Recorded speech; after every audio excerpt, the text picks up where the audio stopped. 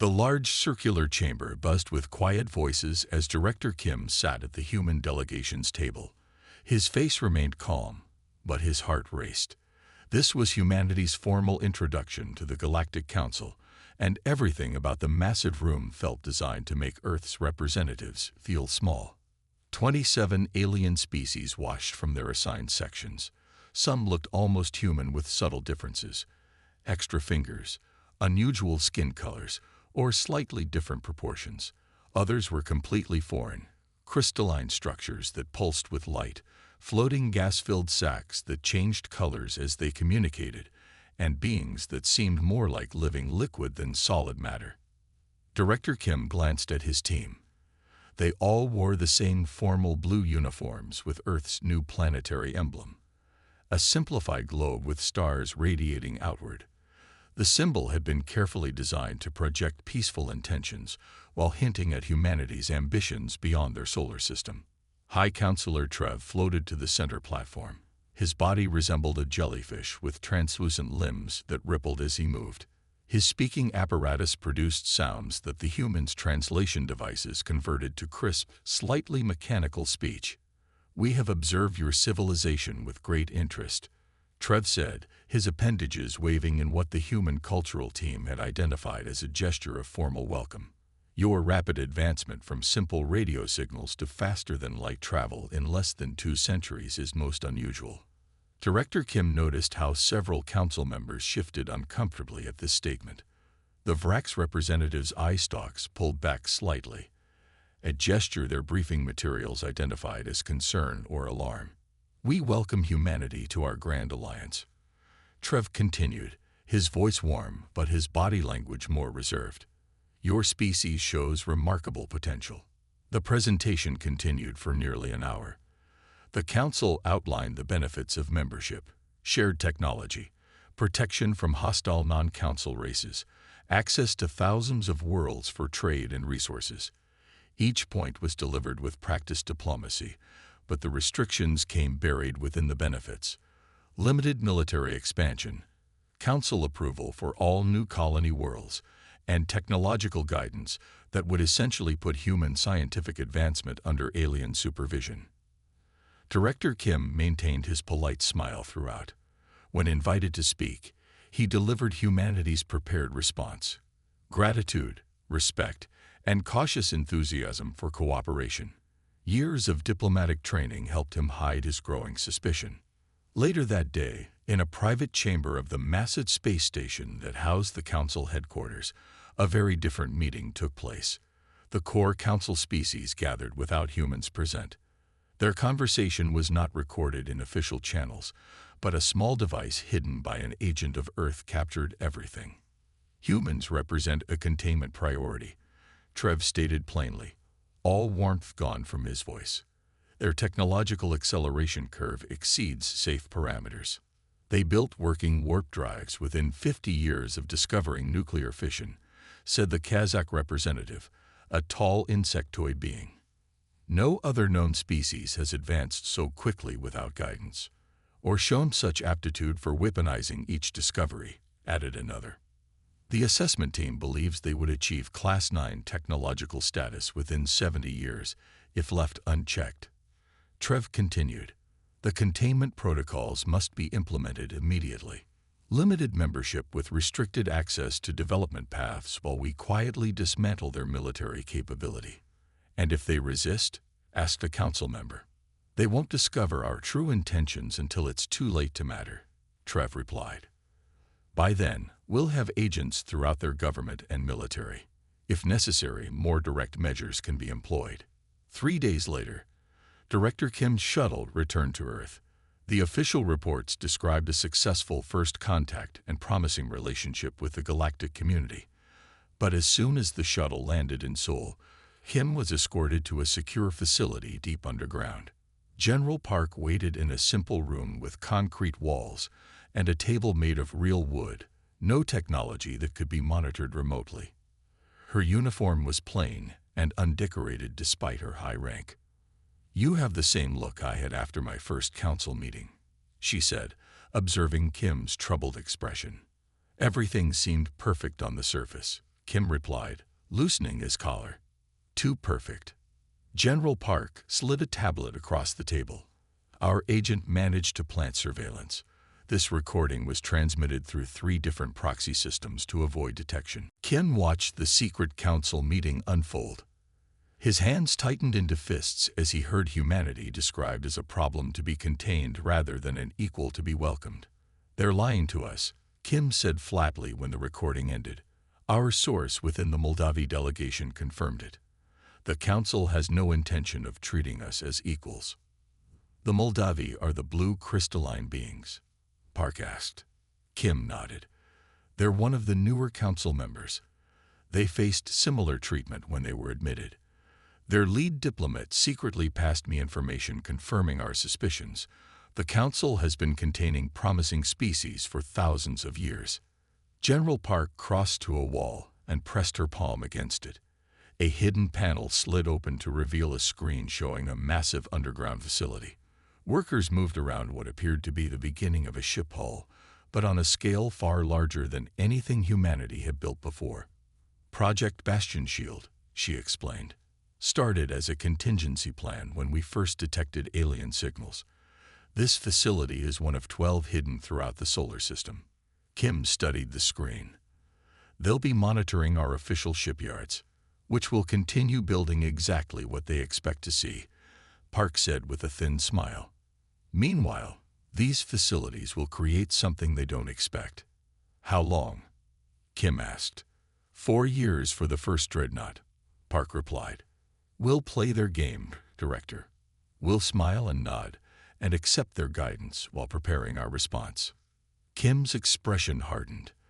Then we proceed with Bastion Shield. They both looked at the screen where thousands of workers continued their secret task, building the ships that would one day shock the Galactic Council to its core. Commander Lee's shuttle hovered over the smoking ruins of New Hope Colony. Through the view screen, she watched emergency teams digging through collapsed buildings. The settlement, humanity's third attempt to establish a permanent presence on Proxima Centauri, had been home to 4,000 people yesterday. The casualty reports were still coming in, but initial estimates suggested at least 600 dead. Third attack this month, Lieutenant Hand said quietly, standing beside her. His face looked gray in the dim light of the shuttle. First Jefferson Outpost, then Mining Station 12, now New Hope. Lee's jaw remained clenched so tight it hurt. 5 years had passed since Earth joined the Galactic Council. 5 years of playing by their rules, accepting their guidance, and publicly celebrating the partnership while secretly preparing for the worst. What are the Council investigators saying this time? She asked, already knowing the answer. Han pulled up a report on his tablet. Same story as before, pirate activity from the Outer Rim territories. They claim a non-affiliated group called the Scarlet Horde is responsible. And our analysis. Han's expression hardened. Our technical team recovered fragments from one of the weapon platforms. The energy signature matches Council enforcement vessels, specifically the Vrax fleet. Lee wasn't surprised. The Vrax had been among the most vocal about containing humanity during that secret meeting years ago. They're becoming bolder, she noted. The first attacks could have been explained away as accidents. This was deliberate. A message. A message saying what? Han asked. Stay in your place, Lee replied, watching as another building collapsed in the distance. The Council is growing nervous about something. We need to find out what. The shuttle turned toward the military transport ship waiting in orbit. As they approached, Lee sent an encrypted message back to Earth. Shadow operations confirmed. Send everything we have on the Vrax fleet. It's time to hit back. 4 days later, Admiral Choi walked through the cavernous construction bay, hidden within the asteroid belt between Mars and Jupiter. Officially, this region contained only automated mining operations. In reality, it housed the most ambitious military project in human history. The first Dreadnought took shape before her. A massive vessel over 3 kilometers long with a sleek, predatory design, unlike the utilitarian ships Earth officially produced. Its hull gleamed with a dark material that seemed to absorb light rather than reflected. "Beautiful, isn't she?" asked Engineer Song, falling into step beside the Admiral. Song had been with the project since the beginning, one of Earth's most brilliant minds working in complete secrecy. "How close are we?" Choi asked, watching teams of workers on scaffolding surrounding the enormous ship. "The Defiance will be operational within 6 months," Song replied, pride evident in her voice. She guided Choi toward a testing chamber, where technicians monitored a small-scale version of the ship's defensive systems. "The quantum shield technology works. We've achieved what the Council thought impossible." On the testing floor, a prototype shield generator hummed quietly, while weapons fire dissipated harmlessly against an invisible barrier. The Council had explicitly restricted this technology, claiming it was too dangerous for developing species. "They'll never expect this," Choi said quietly. "How are we progressing with the weapon systems?" "The targeted quantum disruptors are functioning at 87% efficiency," Song reported. "We can disable a Council vessel without destroying it, neutralize their threat while minimizing casualties." Choi nodded with approval. "And the other Dreadnoughts? The hull of the second ship is 60% complete. The remaining 10 are in various stages of production across the solar system." They walked in silence for a moment, both contemplating the scale of what humanity had accomplished in secret. 12 Dreadnoughts, each powerful enough to take on an entire Council battle fleet, all built while maintaining the facade of compliance. "Have you heard about the colony attacks?" Song asked eventually. "Yes," Choi replied, her expression grim. "The Council is testing us, seeing how we'll respond to provocations. They're planning something bigger." The official response: diplomatic protests, requests for joint investigations, all the proper channels that we know will lead nowhere. Choi stopped and turned to face Song directly. "But unofficially, we're accelerating everything. I want the Defiance ready in 4 months, not 6. Song nodded. "We'll make it happen." Meanwhile, across the galaxy on the Council homeworld, Ambassador Yoon moved through the Grand Archives with practiced casualness. As one of Earth's official representatives, he had limited access to Council records, heavily monitored access that revealed only what they wanted humans to see. But Yoon had help. A junior archivist from the Moldavi delegation had been quietly granting him access to restricted sections during the night cycle when most of the Council complex was empty. Tonight, Yoon carefully navigated through files relating to species containment protocols. His small data copying device, disguised as a standard translator, silently collected information as he browsed. Then he found it, a file labeled Human Contingency, Severing Protocol. His heart raced as he opened the document and began to read. It was worse than they had feared, a comprehensive, multi-stage plan to isolate and eventually subjugate Earth. The early phases were already in progress. Strategic attacks on outer colonies disguised as pirate activity, economic restrictions presented as market protections, and technological sabotage.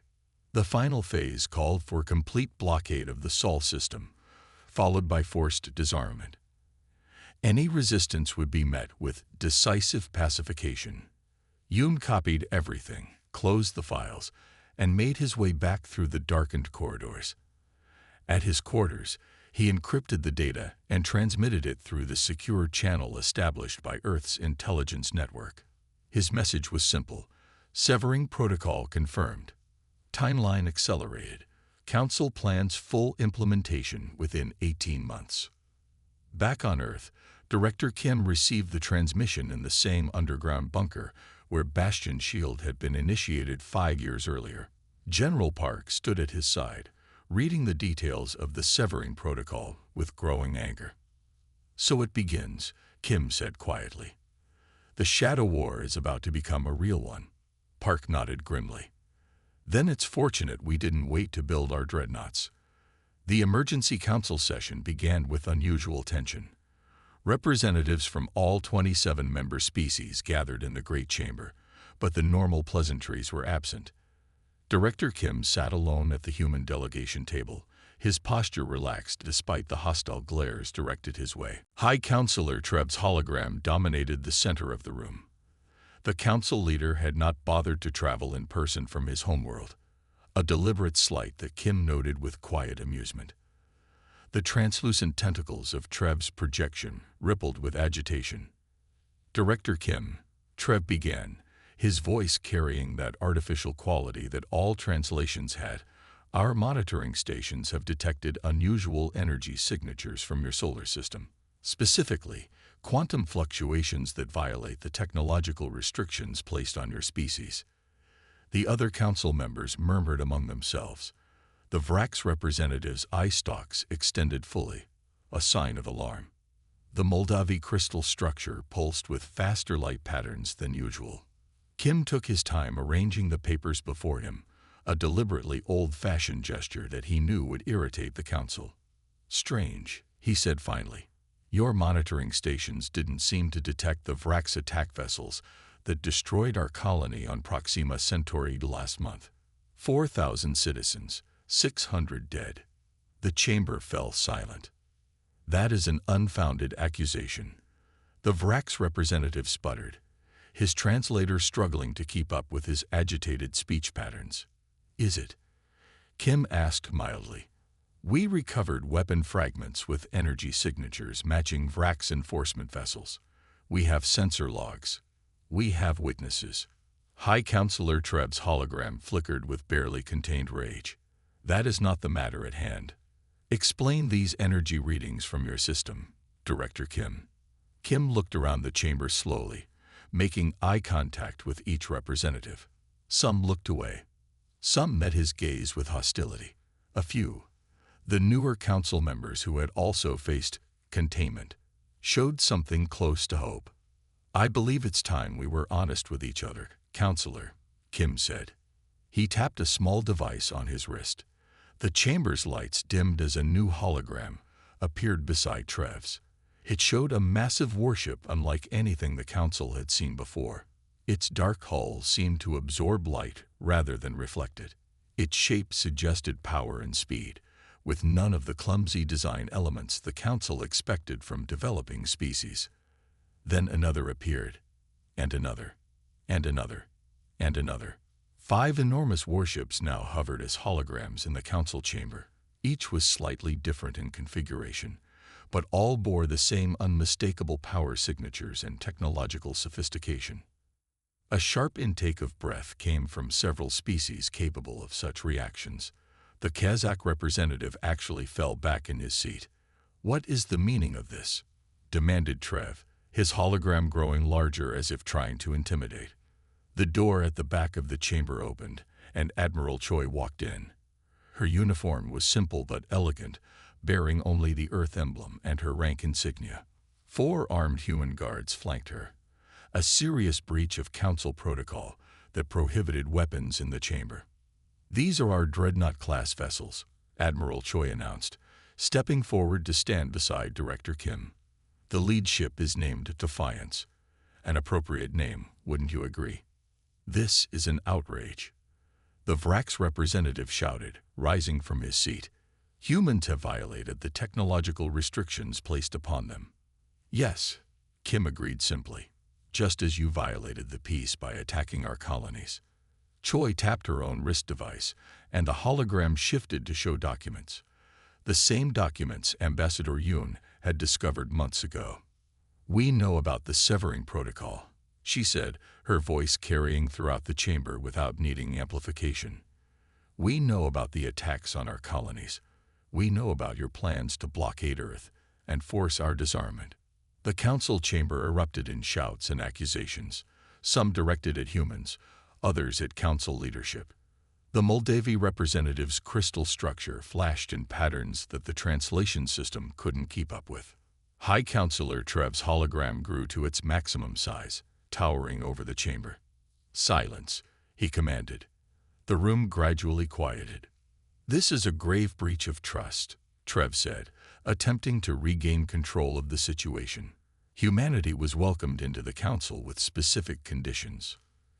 "Conditions designed to keep us weak and dependent," Kim interrupted. We were never welcomed as equals. We were marked for containment from the very beginning. He stood up, matching Trev's aggressive stance. We have the recording of that first meeting after contact. Humans represent a containment priority. Those were your exact words, Counselor. Trev's hologram faltered momentarily, a rare show of genuine surprise. What do you want? The Kazakh representative asked quietly, the first practical question of the session. Admiral Choi stepped forward. A map of the galaxy appeared, with Earth and human territories highlighted. Then, one by one, other areas lit up. Territories belonging to the newer council members who had also faced containment policies. You have two options, Admiral Choi explained calmly. Accept humanity as full and equal members of the Galactic Council, with the same rights and privileges as founding members, or we withdraw completely from Council space, taking our allies with us. Allies? Trev's voice had lost some of its confidence. The Moldavi representative rose. The Moldavi stand with Earth. Then another representative stood. The Novan Collective also stands with Earth. A third. The Tarpax joined this alliance. By the time the declarations finished, 7 council species had aligned themselves with humanity. This is blackmail, the Vrax representative hissed. This is survival, Choi corrected. For too long, the Council has used deception and force to maintain the dominance of the founding species. That ends today. She gestured to the images of the Dreadnoughts still floating in the chamber. These 5 vessels are merely the first wave. Each is capable of neutralizing an entire battle group without causing casualties, as we demonstrated yesterday with the Vrax patrol that entered the Taz City system. The Vrax representative's eye stalks pulled back in shock. That was you. 12 ships, disabled but crews unharmed. A demonstration of both our capabilities and our restraint, Choi confirmed. We could have destroyed them. We chose not to. Director Kim rose to stand beside Admiral Choi. The Council has one standard week to consider our terms. Full recognition and equal status for all member species, or we form a separate alliance. The choice is yours. Trev's hologram seemed smaller somehow, despite maintaining its size. And if we refuse both options, if we consider this an act of war. Admiral Choi's expression remained perfectly calm. Then you should know that our intelligence network has identified every major council military installation, every shipyard, and every command center. Our dreadnoughts can reach any of them within hours. She paused. We don't want war, Counselor, but we have prepared for it. Have you? With that, Kim and Choi turned and walked toward the exit, leaving the council in stunned silence. As they passed through the doors, Kim spoke quietly to Choi. Do you think they'll agree to our terms? Some will, Choi replied. Others will push for conflict, but they're not united anymore. We've made sure of that. And if it comes to war? Choi's expression remained confident. Then they'll learn why the dreadnoughts are called dreadnoughts. The great warship Retribution drifted silently through the star system known as Vrulgar Prime. Its dark hull absorbed nearby starlight, making it difficult to track even with advanced sensors. Captain Jang stood on the command deck, watching the tactical display as 15 Vrulgar warships approached in attack formation. They're still unaware of our presence, reported the sensor officer.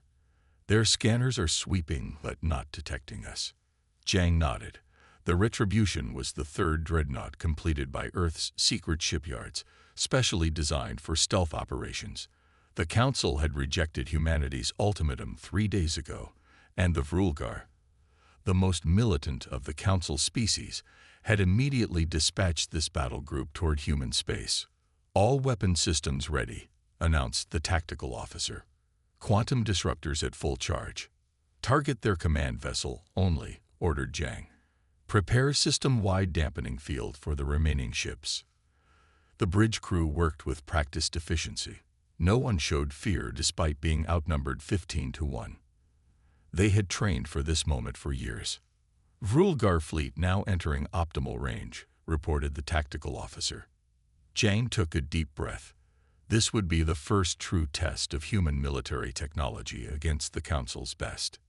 Execute. The Retribution's quantum disruptors fired a single focused beam that struck the Vrulgar command ship. For a brief moment, nothing seemed to happen. Then the enemy vessel exploded in a flash of light so bright that the view screen had to dim to protect the crew's eyes. Simultaneously, a wave of energy expanded outward from the Retribution, washing over the remaining Vrulgar ships. One by one, their lights flickered and died. The mighty warships drifted helplessly in space, their weapons and engines disabled but life support systems untouched. All enemy vessels neutralized, reported the tactical officer, unable to keep a note of pride from her voice. No casualties detected on the disabled ships. Jang opened a communication channel to the drifting Vrulgar fleet. This was a warning. He transmitted clearly. We could have destroyed your entire fleet. Return to your territory. He paused, then added, your life support systems will remain functional. Your engines will reactivate in 6 hours, enough time for you to reconsider your council's decision. We have no desire for war, but we will not accept subjugation. The bridge crew remained silent as Jang closed the channel. Their mission complete, the Retribution activated its quantum drive and disappeared from the Vrulgar system, leaving behind 14 disabled warships and the debris of their command vessel, a clear message that humanity was not to be underestimated. News of the Vrulgar defeat spread quickly through Council space. The Galactic Council, for the first time in its long history, faced a serious challenge to its authority. On the Council homeworld, in a chamber much smaller than the Grand Council Hall, Ambassador Kang stood before representatives of 7 species who had broken from the Council majority. These were mostly newer members who had faced similar containment policies when they first encountered the galactic community. What humanity demonstrated against the Vrulgar wasn't just military power, Kang explained, her voice calm but passionate. It was restraint. We could have destroyed those ships with all hands. Instead, we disabled them while preserving life. The Moldavi representative's crystalline form pulsed with light patterns that indicated approval. The council elders speak of human aggression, yet it was the Vrulgar who attacked first, and who have been secretly attacking your colonies for months, added the Novan representative, a being composed of interconnected plant-like structures. The same happened to us when we first joined the council. Our outer settlements mysteriously destroyed, blamed on pirates that never seemed to attack council founder worlds. Kang nodded grimly. Humanity doesn't seek dominance, she assured them. We seek partnership. The council has maintained power through deception for too long. She activated a projection showing the known galaxy, with territorial boundaries clearly marked. We propose a new alliance. Equal representation, mutual defense, and shared technological development without artificial restrictions. And what of the Dreadnoughts? Asked the Tarpax representative, a small but highly intelligent species. Will humanity maintain exclusive control of such weapons? No, Kang replied firmly. The technology will be shared with all alliance members. No species should stand above others. As the representatives discussed the details of this new alliance across the galaxy, humanity continued to prepare for possible escalation. In Earth's solar system, 7 more dreadnoughts emerged from hidden facilities scattered throughout the asteroid belt and beyond Neptune's orbit.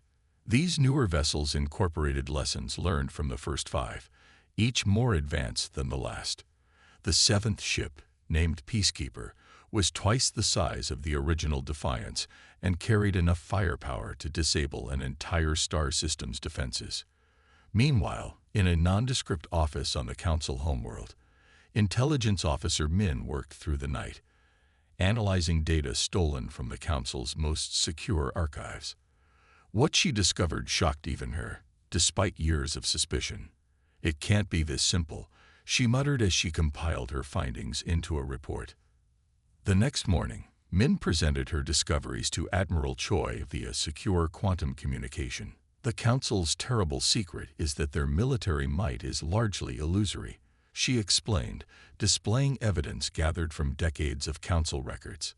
The founding species haven't fought a real war in over 2,000 years. They've maintained control through intimidation rather than actual strength. The documents showed how the Council had systematically exaggerated their military capabilities while using targeted strikes and false flag operations to keep newer species in line. The massive battle fleets they claimed to possess largely existed only in doctored records and propaganda. When we revealed our dreadnoughts, they didn't react with the confidence of a superior force, Min continued. They panicked because they knew they couldn't match our real capabilities. Admiral Choi absorbed this information thoughtfully. This explains why the Vrulgar battle group retreated rather than calling for reinforcements. There were no reinforcements to call. Exactly, Min agreed. And there's more. I've identified at least 12 species that the Council has completely hidden from galactic society. Civilizations placed under quarantine for supposed cultural or biological reasons, but really because they showed too much independence. Choi's expression hardened. Send me the coordinates of these quarantined worlds. It's time we introduced ourselves properly. As Min's report circulated among Earth's leadership, humanity's strategy shifted. What had begun as a defensive stand against Council aggression now expanded into something more profound. A fundamental challenge to the galactic order itself. On the Dreadnought Defiance, now orbiting a neutral trading world where representatives from 15 species had gathered, Director Kim prepared to announce the formation of the new Galactic Confederation. The old council was fracturing rapidly as more species learned the truth about its hollow power and long history of manipulation. How many worlds have confirmed their participation? Kim asked his aide. 32 so far, with 14 more expected to join by the end of the week, came the reply. The council is down to just 11 loyal species, and even those are beginning to negotiate secretly with us. Kim nodded with satisfaction. And the quarantined worlds. The first contact teams report successful initial communications with 8 of them. They're understandably cautious, but eager for freedom. The galactic balance of power was shifting more rapidly than anyone had anticipated, not through the war that humanity had prepared for, but through the unraveling of lies maintained for thousands of years. In the Grand Council chamber, a historic moment unfolded. Species from across the galaxy, long denied a voice, now stood together. Admiral Choi stepped forward, her presence commanding attention. She spoke of a new era, the Galactic Confederation, where every species would have equal rights and protection. 12 massive dreadnoughts moved into position around key worlds, but these were not ships of conquest. They were guardians, protecting the weak and ensuring peace. Behind them, humanitarian ships arrived, bringing hope and aid to species that had suffered for generations. Director Kim watched the scene with a calm smile. Former High Counselor Trev approached him, looking uncomfortable. The alien admitted something surprising. He had been wrong about humans. He had expected them to be cruel and violent in victory, just as his own species would have been. Kim's response was simple but powerful. Humanity didn't build its impressive fleet to rule, but to prevent others from ruling. These ships were a statement of protection, not domination. Around them, representatives from 50 different species began working together. They were writing a new chapter in galactic history. Old conflicts were being set aside. Old grudges were being forgotten. The moment felt like more than a political meeting. It was a rebirth, a chance for something truly different. For the first time, species that had been enemies for centuries were talking, listening, and planning a shared future. As the discussions began, hope filled the massive chamber. The galaxy was changing, and for the first time in memory, that change looked like it might be for the better.